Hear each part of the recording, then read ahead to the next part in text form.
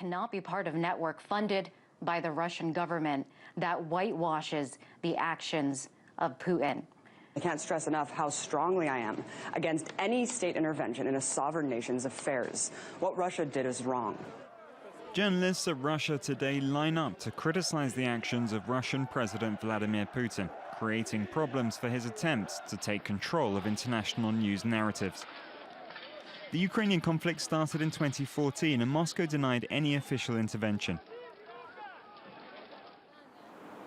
The state television channel stood behind the Russian government and, when accused of broadcasting propaganda, went on the counterattack. Look at who is doing the labeling. It is the same people, the same establishment politicians or news outlets that used to control the narratives, used to control the story. Russia Today was created in 2005 by Vladimir Putin with the objective of challenging the Western media's news agenda. Yes, we're carrying the Russian point of view, but it also often happens to be the kind of alternative, different point of view that you might not necessarily have reflected adequately or explained properly in the mainstream media. The TV station was first broadcast in English, then in Arabic and Spanish. With its name shortened to RT, it put new focus on the internet and social media to conquer new territories. In France, the site launched in 2015, and its videos have generated millions of page visits, especially on issues like protests against homosexual marriage. Thank you very much.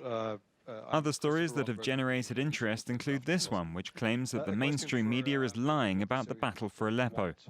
How can you quantify that? How can they maintain that the Syrian government is attacking civilians in Aleppo when every person that's coming out of these areas occupied by terrorists is saying the opposite? Although introduced as an independent journalist, this woman was in fact an activist invited to the UN by the Syrian regime. These civilians who are talking about. There is a true desire to impose the official Russian narrative on a whole series of events by using the fact that a lot of people here, for many different reasons, over the past 15 years, have lost confidence in public discourse. They don't trust the media or politicians. The objective of Russian media is not to disseminate content based on truth and objectivity. The idea is to truly influence by a narrative, by a very precise, pre-constructed narrative. Officials say the White House is behind the terrorism of their population, and new evidence... Conspiracy theories are often given airtime on the channel, like this long interview broadcast by the German Russia Today site. A so-called journalist accuses the French government of organizing terrorist attacks on its own country. Even though the government may deserve it, we don't want the people to just let off steam. So we distract them with this sort of attack. The Paris attack on Charlie Hebdo is clearly a manipulated terrorist attack.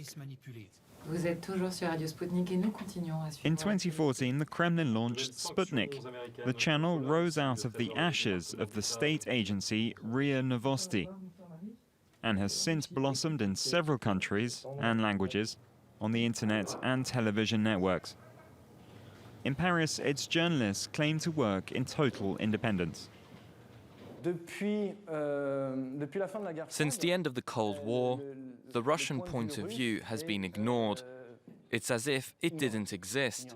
We indeed have an alternative vision of information, but it's absolutely free from all Kremlin directives or from anywhere else.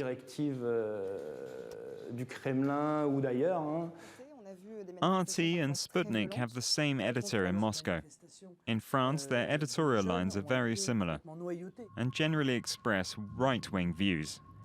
Alarmist comments on immigration are common, while the National Front is often praised and extreme right websites often share their articles. However, Sputnik France refuses to place themselves on a political scale. It goes from the far left to the far right. Yes, there are people with far left beliefs and there are people with far right beliefs, both working in this newsroom. The European Union sees this rise of Russian media as something to be wary of. The European Parliament has even voted a resolution against what they term as propaganda. Opinions are divided in France. even among those in the same political party. I think there's nothing frightening. There is, however, a lack of maturity. These are young media stations that haven't been in France for a long time. Russia today has only been around for a few years. Sputnik is even younger. Therefore, like all media, when they start out, there are perhaps mistakes, articles that are maybe a bit excessive. There is no exaggeration, there is underestimation of the phenomenon. It's a massive phenomenon of disinformation identical to that which occurred during the Cold War. But it's the same process, the same objective to destabilize the Western world. One thing is sure, France is on RT's radars. The channel is due to launch a French-speaking version at the end of the year and open a new bureau in Paris. The initial budget is around 15 million euros. The channel's heads in Moscow claim not to support any political party.